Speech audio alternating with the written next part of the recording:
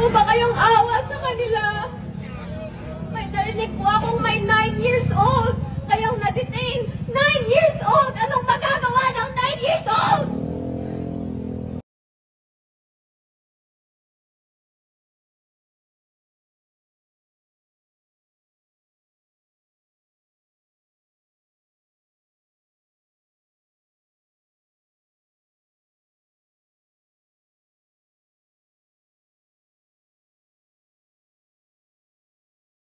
Sa mga kliyente namin.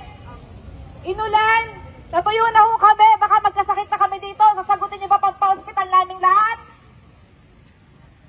Grabe na ho ang paglabag sa karapatan na ginagawa niyo sa mga magulang na nandito at sa mga nakadetain dyan sa loob.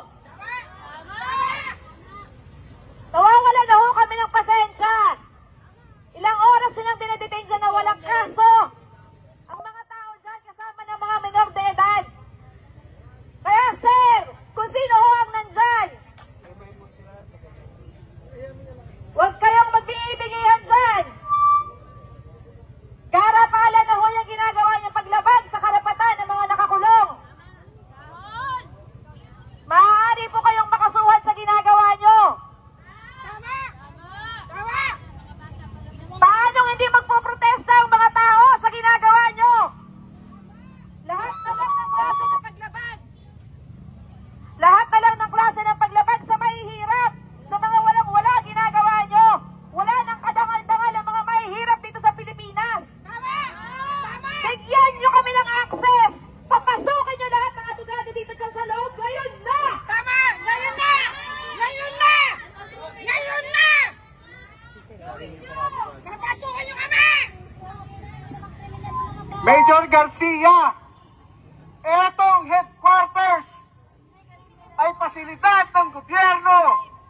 Ang taong bayan ang naniniguro na meron kayong sweldo, kaya wag mong sabihan ng mga abogado na magpayong sa ilalim ng ulan. Mandato nyo at obligasyon na ibigay ang karapatan ng aming mga kliyente upang makausap ng mga abogado, lalo na magkakaroon ng inquest. Isang malaking paglabag sa karapatan ng aming mga kliyente. 2 araw nang nabibilad dito sa labas ang kanilang mga kamag-anak, inuulan, inaaraw, ginugutom, habang kayo dyan ay kukuya-kuyakoy sa mga aircon yung mga opisina, habang kayo dyan ay nakapamewang.